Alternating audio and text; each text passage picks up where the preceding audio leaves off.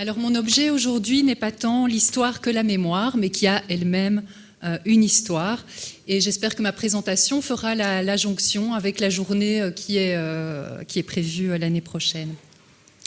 Je vais suivre comme fil rouge l'histoire de la mémoire des anciens enfants cachés, de manière malheureusement pas exhaustive. On connaît en effet depuis les travaux de Maurice Halbwachs l'importance des cadres sociaux de la mémoire. C'est la mémoire dans sa dimension collective. Ce sont les cadres sociaux qui irriguent les mémoires individuelles. Je m'arrêterai sur des éléments qui concernent plus particulièrement dans le cadre de cette journée le sauvetage, mais aussi l'épistémologie du témoignage. Et voilà, donc ce à quoi je vous invite, c'est d'écouter les anciens enfants cachés parler, de plonger dans le contenu des témoignages, alors non pas pour refaire ce que d'autres ont fait mieux que moi, essentiellement en sciences de la psychologie. Je pense à Marcel Friedman, Adeline Faune, Marion Feldman, Nathalie Zaïdé, mais pour, en filigrane, engager à une réflexion sur la pratique du témoignage des anciens enfants cachés en tant que collecteur, mais aussi en tant qu'usager. Alors, un mot sur le fonds de témoignage de la Fondation de la mémoire contemporaine. Nous collectons depuis 1994 des entretiens, conformément à l'objet de notre fondation. Ces entretiens cherchent à documenter la vie juive dans son ensemble et donc pas uniquement la période de guerre. Ces entretiens sont semi-directifs et sont ensuite transcrits de manière littérale, ce qui facilite le travail de recherche. Le fonds est aujourd'hui, a toujours été essentiellement consulté par des historiens et par des enseignants, mais aujourd'hui il l'est de plus en plus par des personnes engagées dans un travail de mémoire familiale, par des journalistes ou des écrivains. Il y a une autre évolution, c'est celle de la place des anciens enfants cachés. D'abord une minorité dans notre fonds, comme à la Fondation Auschwitz, je crois. Il constitue désormais l'essentiel de notre campagne relancée en 2020.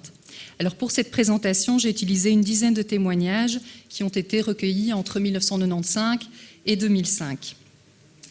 Alors je vous prie d'excuser l'effet d'aplat que je vais donner dans ma présentation puisque je ne vais pas distinguer les témoignages de manière contextuelle. Il va de soi évidemment que les expériences des anciens enfants cachés sont extrêmement diverses en raison du psychisme de chacun, de la structure familiale avant-guerre, des conditions de la cache, du nombre de caches, de la gestion de la sortie de clandestinité et du sort des parents.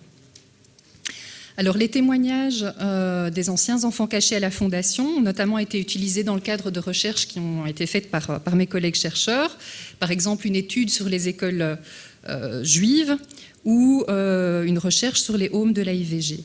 Mais leur intérêt, je crois, dépasse l'utilisation documentaire qu'on peut en faire. Et Annette Wieworka engageait en effet l'historien, je la cite, à lire, entendre ou regarder les témoignages en n'y cherchant jamais ce qu'il sait pertinemment ne pas y trouver, des éclairages sur les événements précis, des lieux, des dates, des chiffres, qui sont avec une régularité de métronome toujours faux, mais en sachant aussi qu'ils recèlent en eux d'extraordinaires richesses, la rencontre avec une voix humaine qui a traversé l'histoire et de façon oblique, la vérité non des faits, mais celle plus subtile mais aussi indispensable d'une époque et d'une expérience. C'est dans cet esprit que j'interviens et c'est dans cet esprit que la Fondation enregistre ses entretiens. La clandestinité qui caractérise l'expérience des enfants cachés explique évidemment que leur expérience est difficilement trouver des espaces où faire écho sur le moment. Les situations varient évidemment énormément. Dans certains lieux d'accueil collectif, les témoins rapportent quelques échanges entre pairs sur les événements vécus. Dans d'autres, les enfants étaient cachés seuls ou avaient l'impression de l'être, laissés dans l'ignorance que leur lieu de cache était partagé par d'autres enfants dans la même situation. Il y a en effet, de manière plus ou moins conscientisée par les adultes et les enfants, une éducation au silence qui se fait et qui décourage le partage.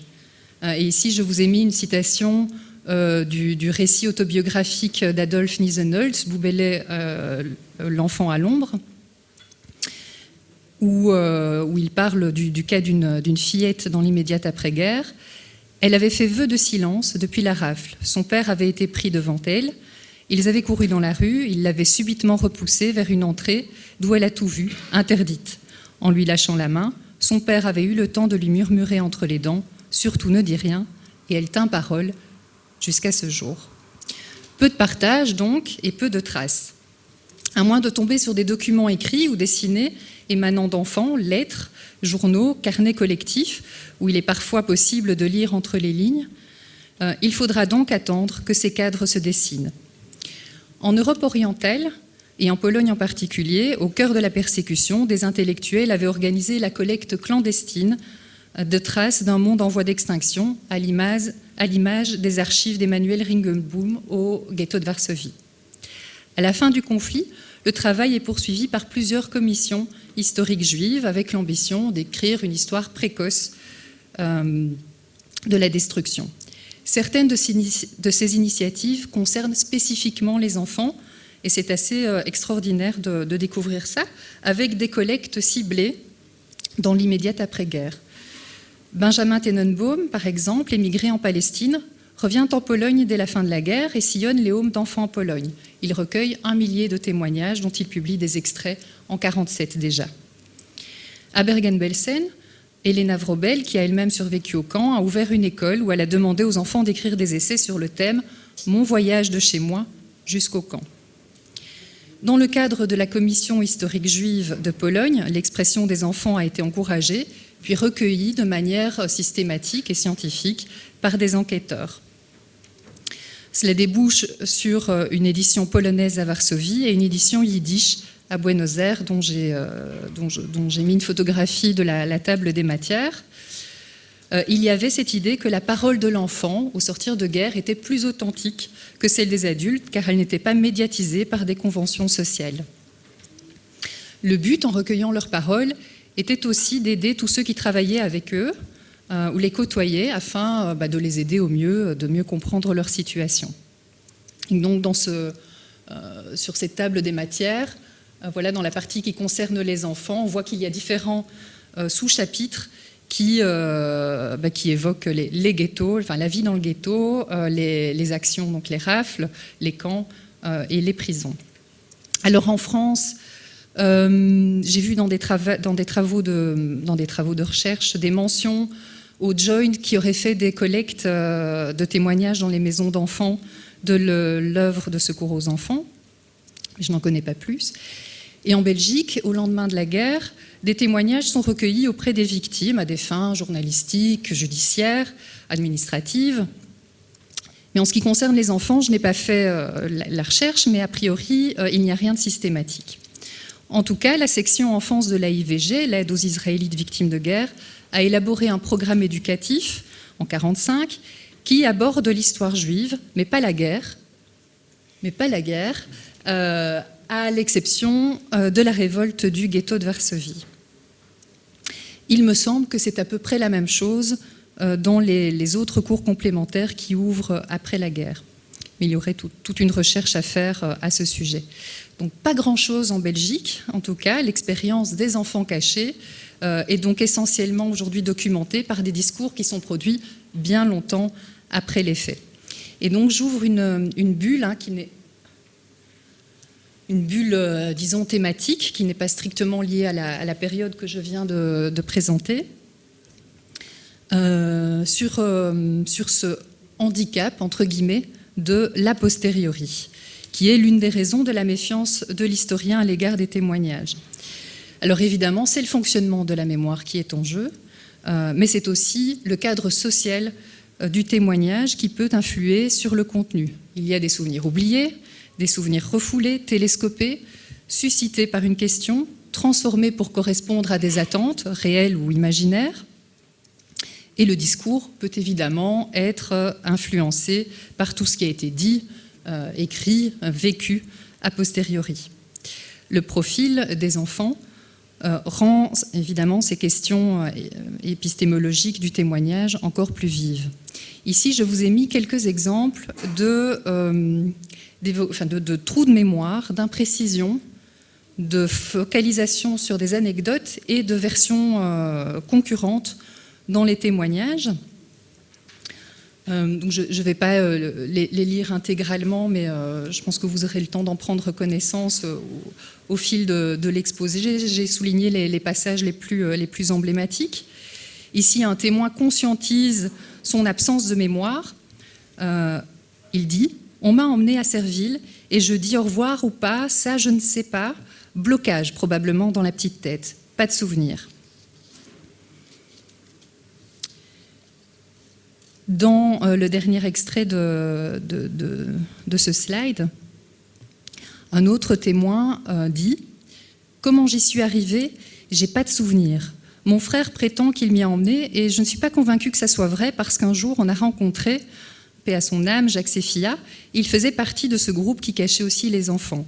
Et lui prétend que lui m'a emmené là-bas. Donc ils se disputaient, mon frère et lui, pour dire qui m'a emmené.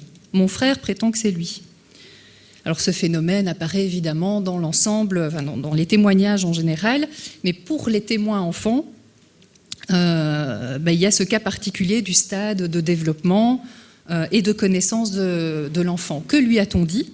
Qu'a-t-il compris? Que lui a-t-on expliqué à l'époque? Et de quelle connaissance a-t-on voulu le protéger? Voici ici des exemples de compréhension partielle ou floue qu'exprime le témoin. Dans le second, le témoin dit « Pour moi, déportation ne voulait encore rien dire. C'est-à-dire que je vivais une période heureuse et le mot déportation ne voulait pas dire mort ou disparition. Ça voulait dire c'était pas dramatique. Je le voyais pas dans un sens dramatique. Je le voyais comme un incident grave, mais pas un incident définitif. Je le voyais pas comme ça, moi. La mémoire qui s'exprime des dangers ou des disparus me semble exprimer dans ces témoignages d'anciens enfants cachés de manière particulièrement sensorielle, ce qui correspondrait à une expérience, c'est une hypothèse, où le langage a manqué. Exemple, donc l'intervieweur demande « Tu es une première fois caché, probablement vers quelque chose comme septembre 42, quelque chose comme ça ?» Je sais que c'était la bataille de Stalingrad parce que le monsieur en question écoutait la bataille de Stalingrad à la radio, donc le détour par l'audition. Autre exemple où le souvenir de la mère déportée passe par la vision, la revision. C'est un phénomène, c'est presque une figure de style qu'on appelle l'hypotypose. Je revois très bien maman. C'est assez bizarre d'ailleurs. Je revois les vêtements de maman, je revois ses bijoux, mais je ne peux pas remettre un visage. Je vois mon grand-père, je vois encore mon grand-père assis dans un fauteuil, etc.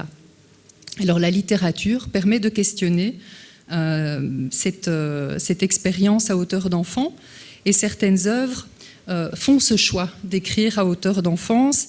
Et ici, je fais référence à Adolphe Nisenholtz, qui a expliqué ses choix narratifs, où il a tout fait pour que le narrateur parle à hauteur d'un très jeune enfant. Mémoire sensorielle également très présente dans l'œuvre d'Hélène Weisbord, et notamment Talon d'Achille.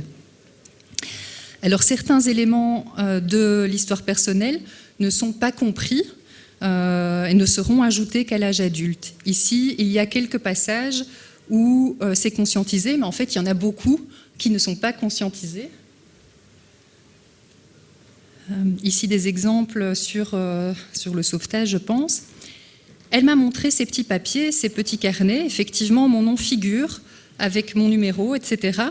Et grâce à elle, j'ai su que j'avais été cachée à Serville. Donc, il l'apprend à l'âge adulte. Autre exemple, j'ai appris par après que toute la rue savait que j'étais juive et que, en somme, je peux dire que j'ai été cachée et sauvée par toute une rue, parce que les gens savaient que j'étais juive. Moi, je ne le savais pas alors. C'était toujours cette peur quand on me demandait, etc. Donc évidemment, le fait de savoir que toute la rue sait, ça change tout le récit qui est fait du sauvetage. Pendant de longues années encore, la place des déportés juifs dans le discours social sur la guerre n'est pas évidente. Patriotisme et résistentialisme prévalent. au niveau des associations, l'Union des déportés juifs ayant droit en Belgique n'est créée qu'en 1956 devant l'absence de statut spécifique. L'union est ouverte, comme son nom l'indique, aux enfants par le lien familial avec le bénéficiaire direct du droit. Cela deviendra encore plus explicite lorsque l'association s'adjoindra les mots « filles et fils de la déportation ». Alors, dans la première opération de récolte d'envergure en 55-56, récolte de témoignages, qui est celle de la Wiener Library de Londres, qui dépêche des intervieweurs en Belgique, les interviews d'anciens enfants cachés ne sont que marginales et envisagées pour éclairer des grandes figures de la résistance. Idem pour les campagnes de l'Université hébraïque de Jérusalem et du Centre national des hautes études juives de Bruxelles dans les années 60 et 70. Si le contexte commence à changer, donc, le temps n'est pas encore venu pour que les anciens enfants cachés prennent la parole publiquement en tant que tels. Et j'ouvre une autre bulle thématique sur cet élément, qui est la délégitimation de son propre discours ou la hiérarchisation. Les anciens enfants cachés gardent le silence. La plupart n'ont même pas conscience alors de la spécificité de leur expérience. Beaucoup témoignent d'un discours des adultes du genre vous avez eu de la chance, vous êtes en vie, vous avez été à la campagne, vous avez eu à manger, vous n'avez pas le droit de vous plaindre. Comme l'ont remarqué de nombreux chercheurs, et notamment Cathy Hazan en France, c'est au nom de cette hiérarchie, entre guillemets, que face aux déportés, les enfants n'ont pu parler au lendemain de la guerre ni être questionnés. Les témoignages des enfants cachés, aujourd'hui encore, en sont marqués. Ici, je vous ai mis quelques exemples de délégitimation de son propre discours ou de mise en hiérarchie de plusieurs discours portés par les témoins eux-mêmes.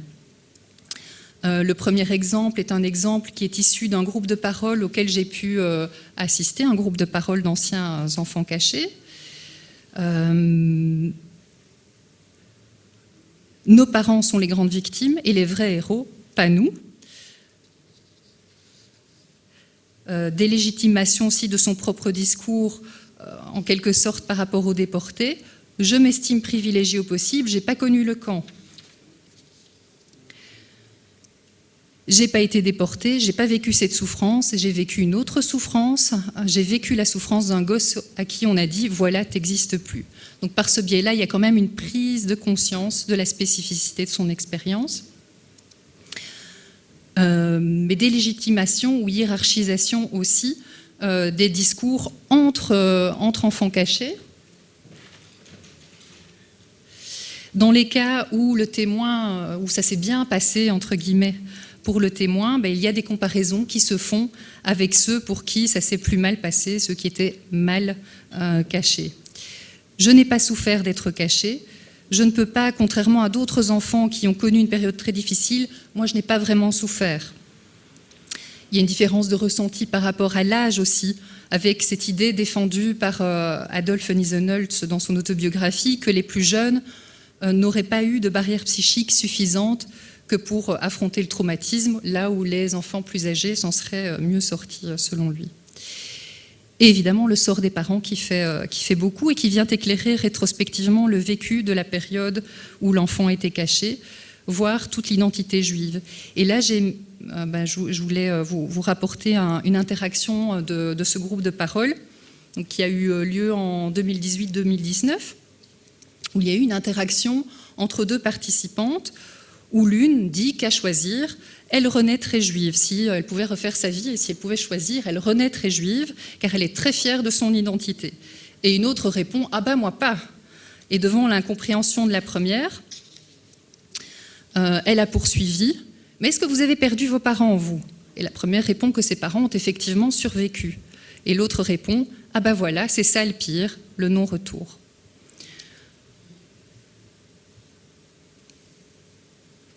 J'avance dans le temps, on arrive aux années 70-80. Les campagnes continuent, toujours rien de systématique pour les enfants cachés, ce sont toujours une minorité dans les témoignages, mais il y a deux vecteurs importants de sociabilisation des enfants cachés, donc d'émergence de leur figure au niveau public.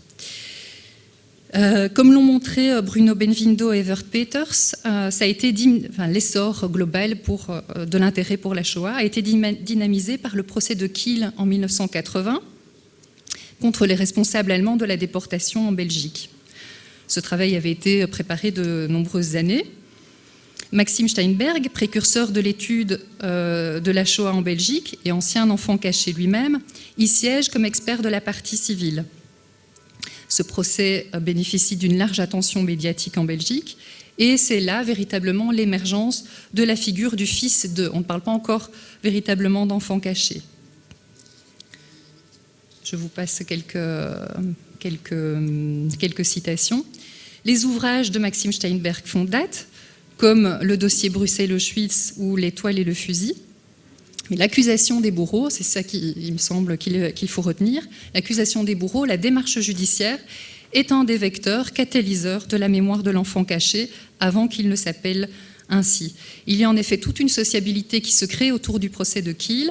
2 générations sont présentes, les déportés, Maurice Piorot particulièrement, et les enfants cachés, Klarsfeld, Steinberg. C'est l'endroit où se fait la jonction sociale entre les 2 générations et on en trouve la trace dans les témoignages. Je suis entrée à l'Union des déportés pour pouvoir être plus près des déportés parce que je me sentais bien avec ces gens, c'était ma famille à moi. C'était ma famille à moi maintenant. Les déportés, c'était ma famille. Je suis restée comme ça pendant des années. Et puis bon, maintenant je suis passée une étape plus loin, je suis dans ma famille d'enfants cachés.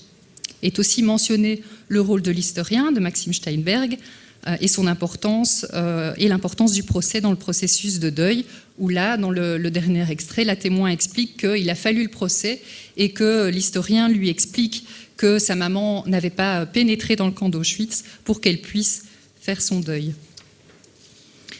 Autre embrayeur de la mémoire des enfants cachés, l'hommage aux sauveurs.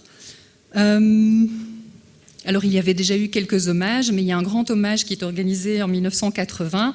Et à l'occasion de cet hommage, il y a des rencontres entre des anciens enfants cachés. C'est rapporté par Dominique Zachary. Et des contacts sont pris autour du home Reine-Élisabeth de Jamoigne. Les anciens décident de se structurer en amical. Mais là où ça agit encore plus en tant qu'en embrayeur du souvenir, c'est avec le film « Comme si c'était hier », commencé en 78, sorti en 80. Dans ce film, Myriam Abramovic, avec Esther Offenberg, interviewe des anciens membres du CDJ, des ecclésiastiques, Yvonne Neves-Jean, et donne à voir le maillage entre institutions officielles et réseaux juifs. Alors, ces interviews de sauveurs constituent l'essentiel du film, si vous l'avez vu, mais à la fin, alors que ça ne semblait pas faire partie du projet initial, la parole est donnée plus brièvement aux anciens enfants. Et l'embrayeur, c'est une scène où sauveuse et enfant sauvé se revoient.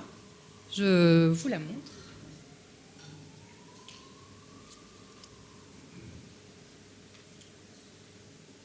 Ah. Et je vois que...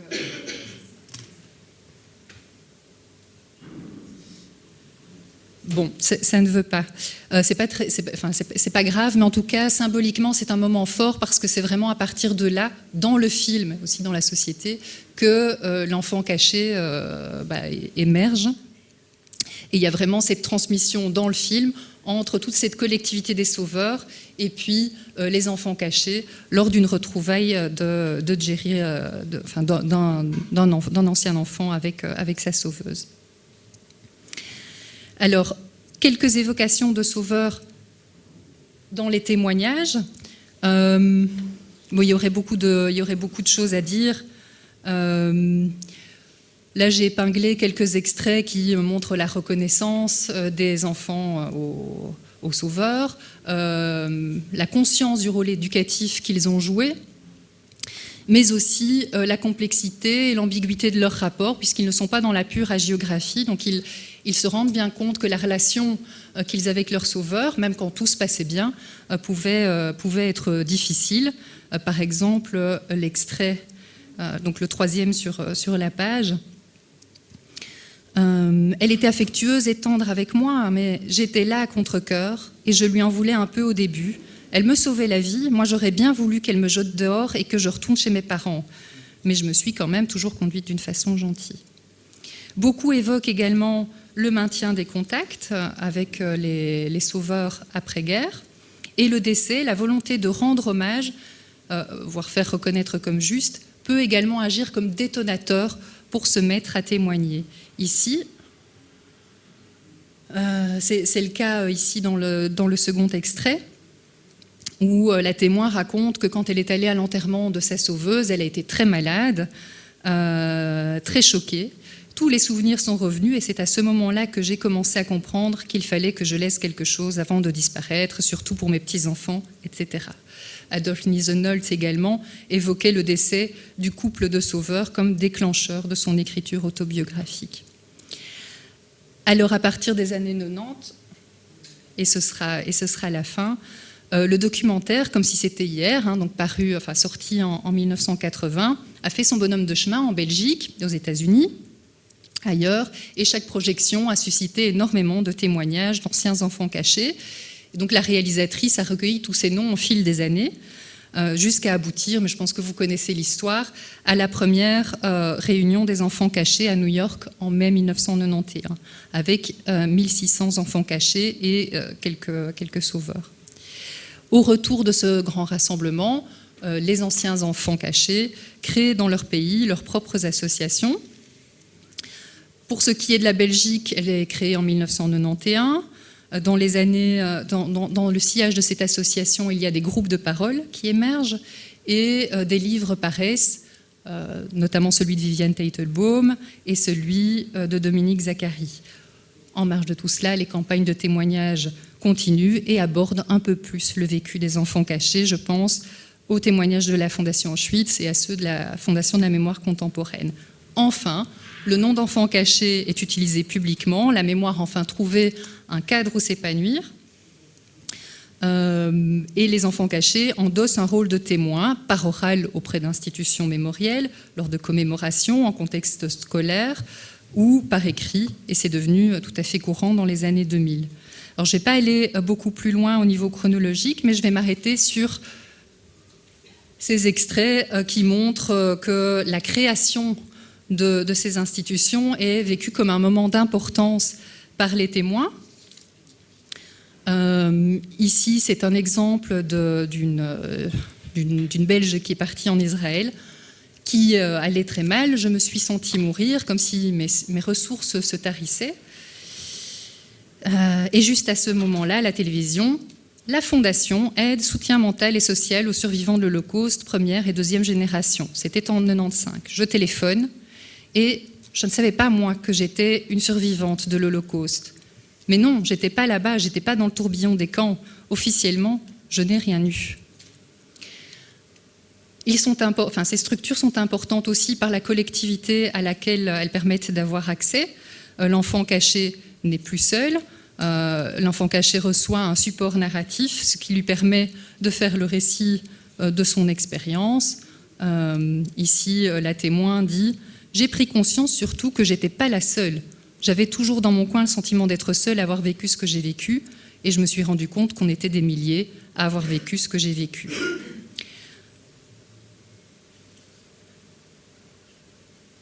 C'est donc une identité qui est créée et comme l'a montré Annette Wieworka à propos des récits de déportés, la guerre devient une sorte de nouvelle scène primitive. C'est en tant que survivant que l'interviewé que les personnes sont interviewées. Toute l'histoire de l'individu se trouve ainsi nouée autour des années, de ces quelques années de la vie. C'est au nom de ces années d'enfance volée que ces personnes témoignent à 60, 70, 80, 90 ans.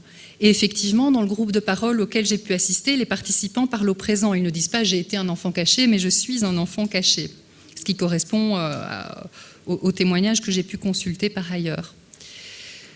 Dans le témoignage, l'avant-dernier témoignage de cette page, le témoin a une formule très percutante qui dit « Ma sœur, plus âgée, se rappelle de beaucoup de choses, mon frère très peu, et si vous me demandez à moi, je vais vous dire simplement que moi je suis née à l'âge de 6 ans et demi.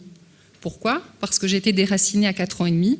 Donc quand j'ai quitté la maison, on n'a ni photo d'enfance, rien. Mes parents n'ont gardé ni aucune photo, ni aucun souvenir des enfants.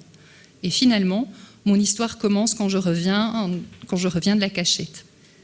Le temps de l'enfant caché, qui est le temps de son témoignage, s'apparente donc à une sortie de guerre différée, et ici aussi avec une formule très forte qui vient conclure un témoignage. La témoin dit, c'est vraiment la toute fin de l'interaction entre l'intervieweuse et la témoin. J'espère que je n'ai pas été trop longue, que je n'ai pas raconté des choses trop ennuyeuses, et j'espère que les plus jeunes m'écouteront sans que je les ennuie de trop.